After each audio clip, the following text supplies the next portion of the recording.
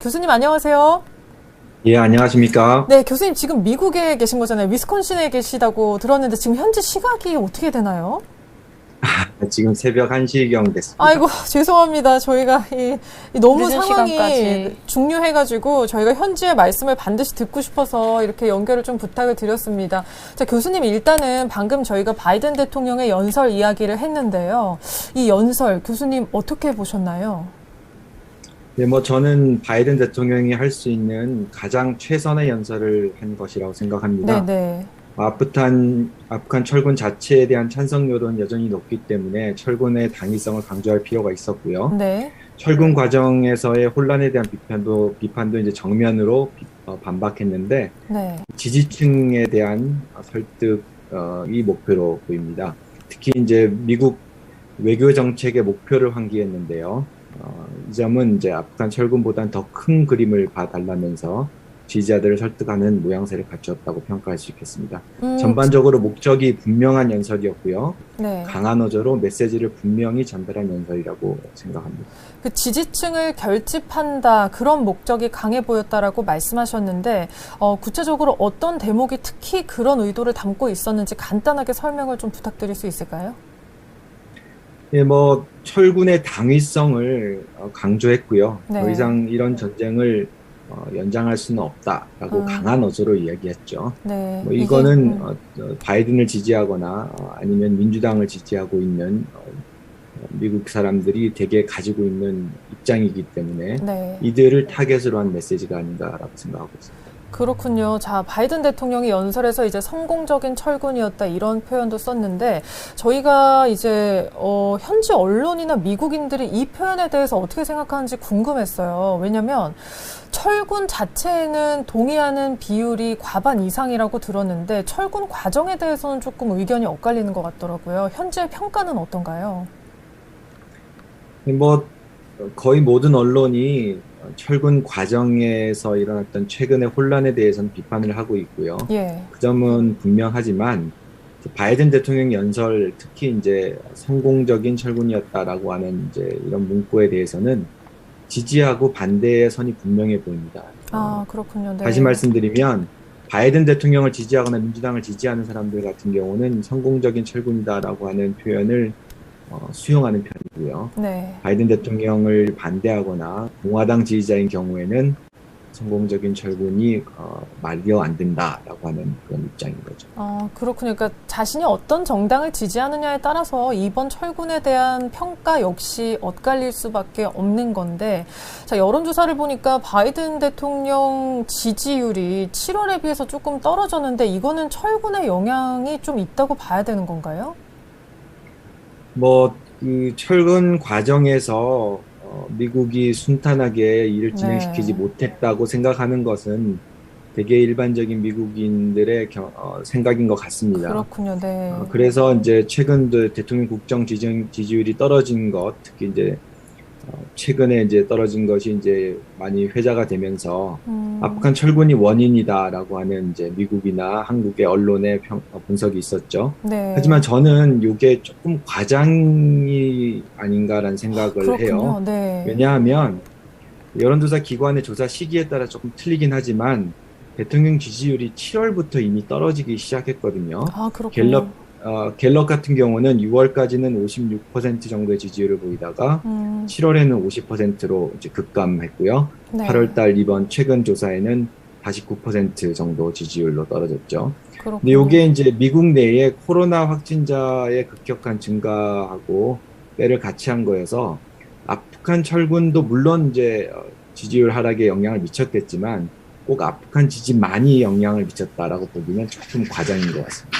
그렇군요. 그러니까 이미 7월부터 뭐 코로나19 상황이라든지 이런 게 영향을 주고 있었기 때문에 8월 바이든 대통령의 지지율이 좀 하락할 수도 있었던 것이지 반드시 이 철군 과정에 대한 평가 때문에 지지율이 떨어졌다라고 단순화해서 설명하기는 좀 어렵다는 설명이셨습니다.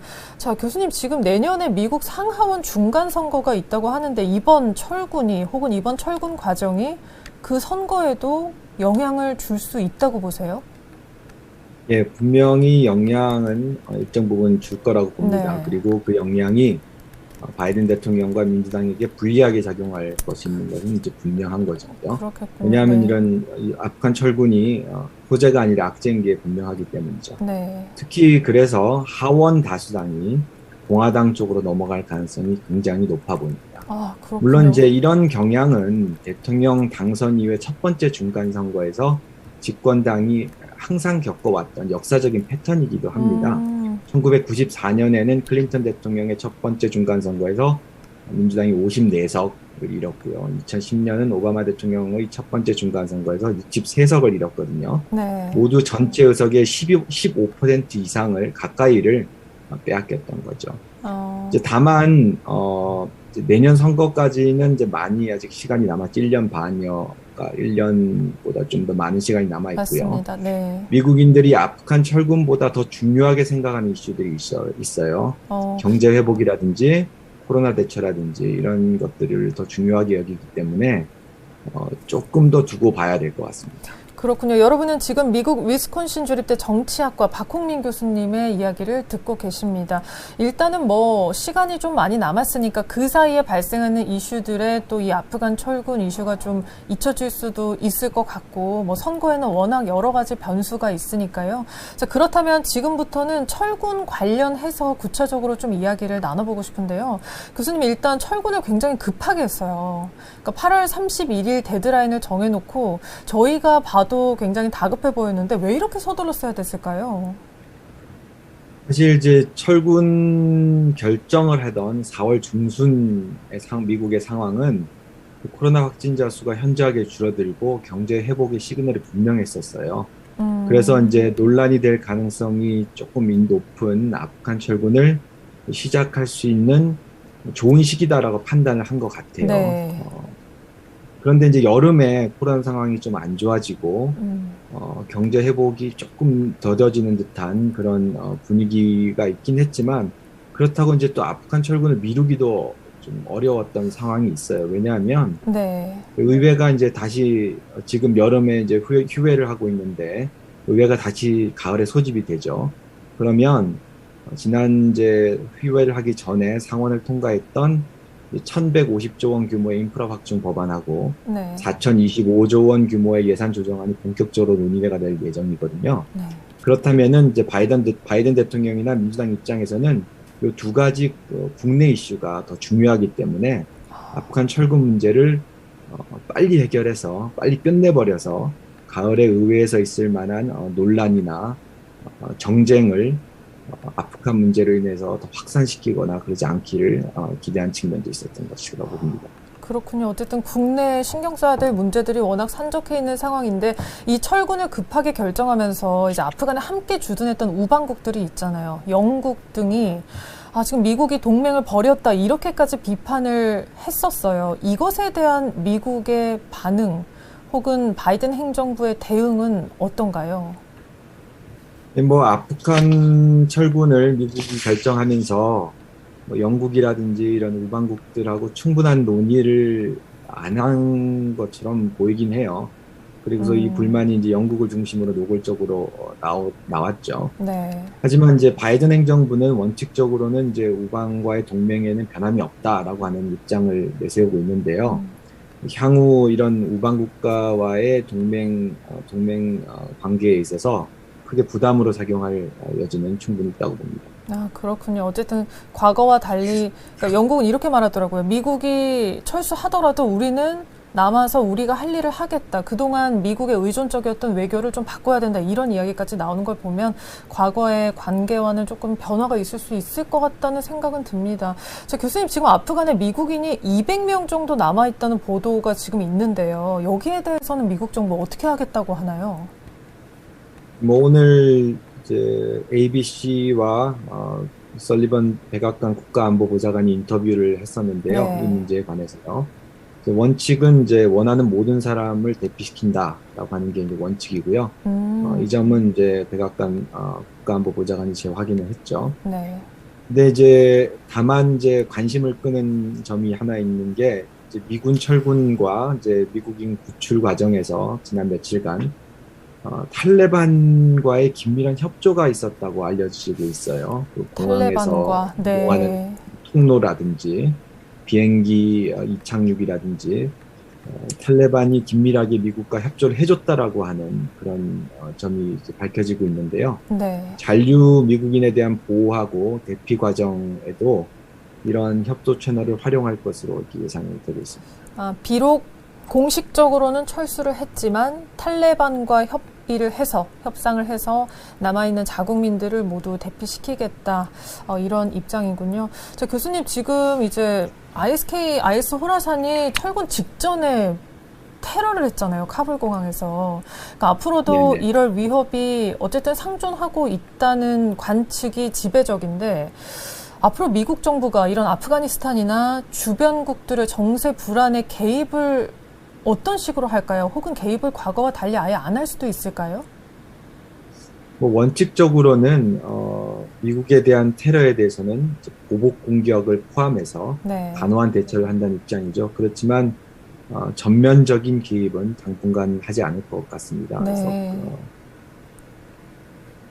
그러면은 이제 어쨌든 과거에는 그러니까 아프가니스탄 전쟁도 이라크 전도 그렇고 해외에 미국이 군사력을 직접 투입해가지고 악의 축이나 뭐 테러리스트 집단을 없애겠다는 건데 그런 식으로 하지는 않고 좀 미국이 앞으로는 국내 문제에 집중할 거라고 보면 되는 걸까요? 예, 그렇게 보입니다. 알겠습니다. 그리고 교수님, 이제 중국 얘기를 하지 않을 수가 없습니다. 바이든 대통령의 연설에서 이번 철군은 중국과 러시아 등 새로운 도전에 대응하는 최선의 결정이라고 말했는데요. 사실 미국이 떠난 자리에 중국이 들어갈 거라는 그런 예상이 나오고 있잖아요. 그러니까 아프간이나 뭐 중동 지역 내 중국 영향력이 이번 미국 철군으로 오히려 강화되는 게 아닌지, 그러니까 바이든 대통령의 연설을 좀 어떻게 해석하면 될지도 궁금합니다. 뭐 중국의 영향력이 특히 아프간 내에서 확산될 것이라는 점은 분명해 보입니다. 네.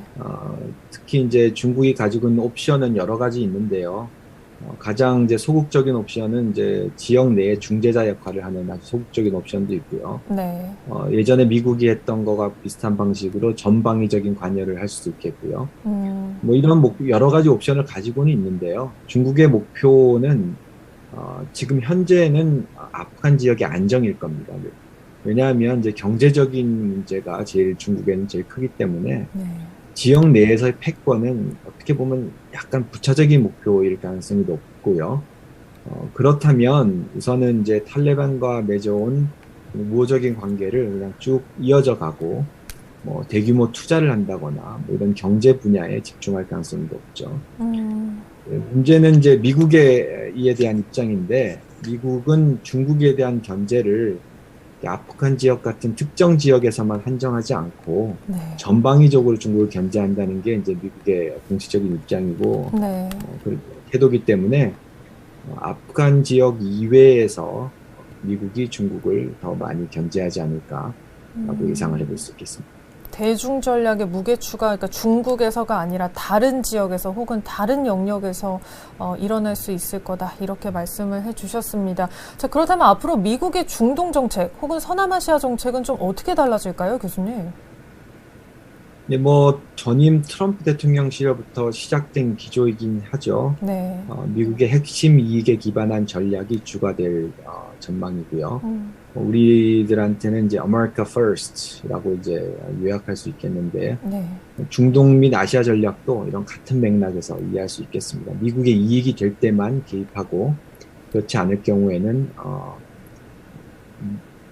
미국이 개입할 것으로 국제사회가 기대를 하더라도 네. 소극적으로 개입할 가능성이 아주 있다고 보겠습니다. 그렇군요. 과거보다는 확실히 소극적이 될 거다라는 건데, 자, 교수님 그렇다면 과연 관련이 어느 정도 있을지 궁금한데 이번 철군으로 인해서 어떤 한국이 받는 영향도 있을까요?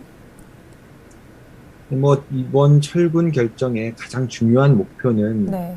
미국이 중국을 견제하는 것을 최상의 목표로 한다라고 하는 것이기 때문에 네. 한국 입장에서는 어떻게 보면 미국과 더 좋은 관계를 이어갈 수 있는 기회가 될 수도 있겠다라고 볼 수 있겠습니다. 왜냐하면 네. 한국은 미국 입장에서 중국을 견제하기 위한 아주 좋은 핵심 통로죠. 일본과 더불어서요.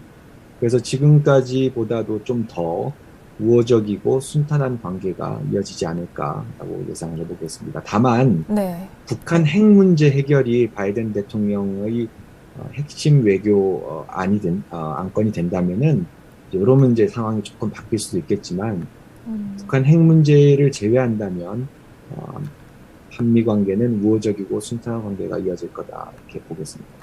그렇군요. 안 그래도 이번 미라클 이제 작전을 수행을 할 때 미국과 한국군이 상당히 가깝게 공조했었다 이런 보도도 있는 걸 보면 앞으로 한미 동맹이 좀 더 이전보다 긴밀해질 수 있겠다 이런 생각도 듭니다. 교수님 이제 저희 준비된 질문은 여기까지인데 마지막으로 이런 질문들이 좀 있었어요. 20년간 진행됐던 아프가니스탄 전쟁에 대해서 미국 정치인들 말고 일반 미국인들의 여론은 어떤지 좀 궁금하다는 질문들이 있는데요. 이거에 대해서는 좀 어떤 답을 주실 수 있나요? 일반적인 미국 국민들은 네. 20년 동안 전쟁을 했다는 사실도 잘 모르고 있는 게 사실이에요.